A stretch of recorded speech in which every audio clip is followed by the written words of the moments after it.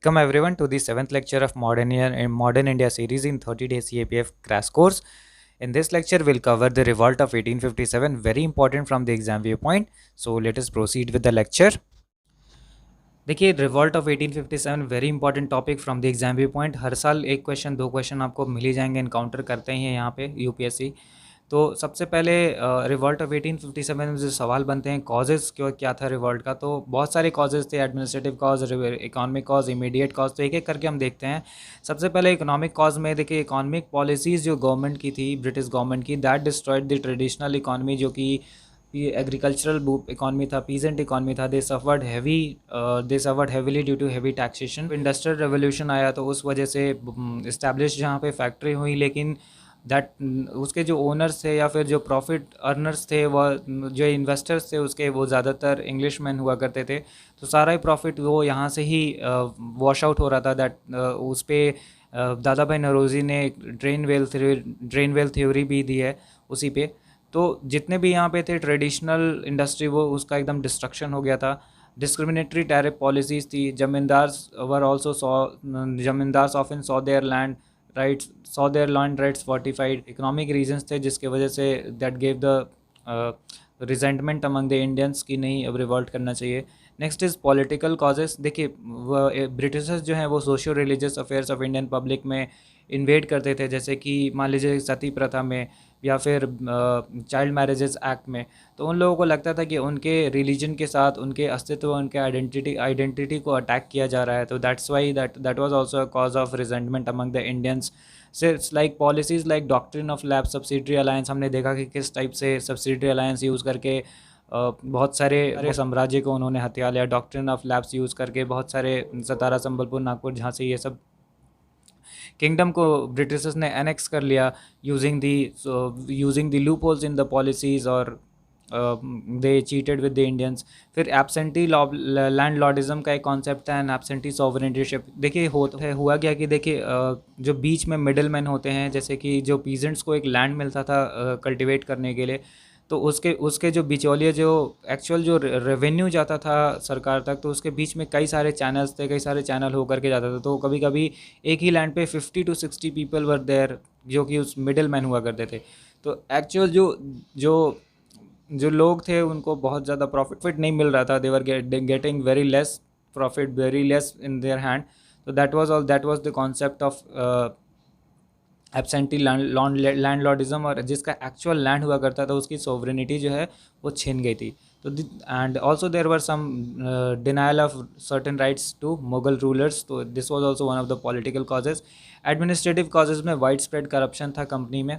Social religious causes देखिए racial arrogance. फिर Christian missionaries आकर के कन्वर्जन को अलाउ कर रहे थे, जैसे चार्टर एक्ट में हमने देखा था 1833 में हमने देखा कि they were allowed to come here and do the conversions. तो that was also one of the cause of resentment among the Indians. फिर सती को उन्होंने abolish किया, विडो रिमैरेज एक्ट लाए, विडो एजुकेशन को उन्होंने रिफॉर्म्स लाए. तो these was भले ही वो these were modern liberal ideas, but जो इंडियंस थे उनको लग रहा था कि उनके आइडेंटिटी के साथ खिलवाड़ की जा रही है. दैट्स वाई एक था religious disability act which modified the Hindu customs. तो कई सारे उनके रिलीजन्स पे अटैक हो रहा था. Next is very important point is immediate cause. देखिए इमीडिएट कॉज की सारे ही उनका गुस्सा जो है एकदम एकदम से फूट करके बाहर आया कि ये नहीं होना चाहिए था. ऐसा र्यूमर से स्प्रेड हुआ कि जो सोल्जर्स थे, जो इनफील्ड राइफल वो यूज़ कर रहे थे, that was having the mix of bone dust in atta flour, and that was the cause of resentment. क्योंकि उनको लगा कि उनके रिलीजन से ही उनसे उनका रिलीजन छीन लिया जा रहा है. जो हिंदू रिलीजियस सेक्ट के थे, for them cow was very sacred animal, और जो मुस्लिम्स थे for them pig was also very sacred to them. तो उन सब का bone and dust and all induced very anger among them, and that led to the immediate cause. इसी के incident के बाद बस रिवॉल्ट हो गया था. आउटसाइड इन्फ्लुएंस भी थे, जैसे कि first Afghan war, Punjab war, Crimean war, Santhal rebellion. तो ये सब भी फैक्टर थे, क्योंकि यहाँ पे ब्रिटिशर्स ने सफर्ड किया था लॉसेस को. तो वाइट्स मैन थ्योरी था, की वाइट मैन सुप्रीमेसी थ्योरी था कि they can not be defeated. वो दैट वाज आल्सो बर्स्टेड. तो उन्हें लगा कि हाँ हम जीत सकते हैं. तो these were the also the reasons. Beginning हुआ 10 मई को in form of mutiny of sepoy. company's army in the garrison town of Meerut, and they started marching towards the Delhi, and they declared Bahadur Shah Zafar as the emperor of his Hindustan, and they started the movement. Next important point है कि देखिए storm centre and leaders, जो exam में question आता है कि लखनऊ से कौन था लीडर, बेगम हजरत महल, दिल्ली से जनरल भक्त खान, कानपुर से नाना साहेब, तो इस टाइप से आप याद रखेंगे। ये सारे पीडीएफ आप एक्सेस कर लेंगे मेरे टेलीग्राम चैनल से, उसका लिंक मैंने डिस्क्रिप्शन में दे रखा है। अब आप मेक श्योर करें कि इसको बाय हार्ट याद करके जाए, जैसे कि आरा से कुंवर सिंह, फरीदाबाद से मौलवी अहमदुल्ला। इसमें डायरेक्ट क्वेश्चन आएगा कि रिवॉल्ट ऑफ 1857 में leaders associated of the place of Kanpur, तो आपको याद रखना होगा नाना साहेब। नेक्स्ट एक सवाल बनता है कि आखिर फेलियर क्यों हुआ फेल, 1857 इतने बड़े स्केल पे हुआ फिर भी फेल क्यों हुआ। तो सबसे पहले कि आप सबसे पहला पॉइंट है कि limited territorial and social base था, सभी ऑल इंडिया पार्टिसिपेशन नहीं था इसमें, ओनली नॉर्थ इंडिया में देखा गया था और कुछ बेल्ट्स में पाए गए थे। सारे all classes did not join. In fact big zamindar, taluqdar, merchant और मनी लेंडर्स थे, they were supporting the Britisher side. Even the educated Indians who were influenced by the western liberal thoughts, they were also not supporting morally, and they were also not supporting morally with the revolt. They thought that Britishers are doing good, and the authority should like, and the authority to run India should still remain under the Britishers, because they were doing good and bringing liberty and modern thoughts to the Indians. So this was also one of the cause. Next is poor arms and equipment, फिर उसके बाद uncoordinated and poorly organise, there was lack of central leadership, this was also one of the reason for the loss.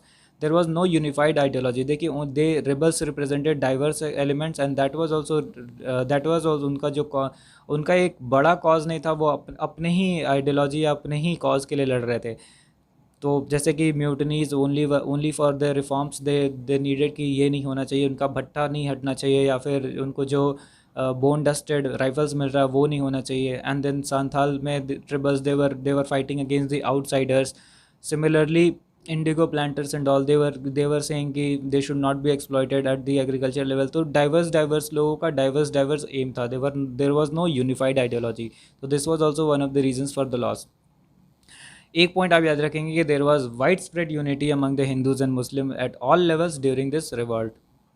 Significance, next is consequence क्या हुआ, very important from the point exam view point. देखिए company rule immediate abolish हो गई थी, फिर British crown took over the administration. इससे पहले company rule था और they believed in the expansion and annexation policy, but now the crown took over the administration, and now they said कि now will not do any kind of annexation or expansion.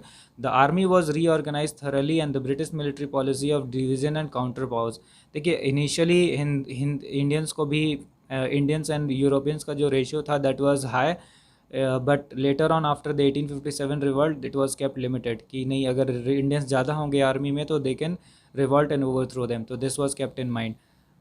Next is racial hatred between the ruled and ruling class increased, and white mutiny, that resentment among the company forces to transfer their allegiance to British army. Next is views on revolt, वो very important. देखिए कई बार आपसे पूछ लेगा कि was it first war of independence, who said this. तो V D. Savarkar he believe that 1857 was first war of independence. ऐसे ही आप देख लेंगे कि war of India's nation Tarachand ने बोला था, हरसिम मजूमदार ने बोला it was neither first nor national nor war of independence.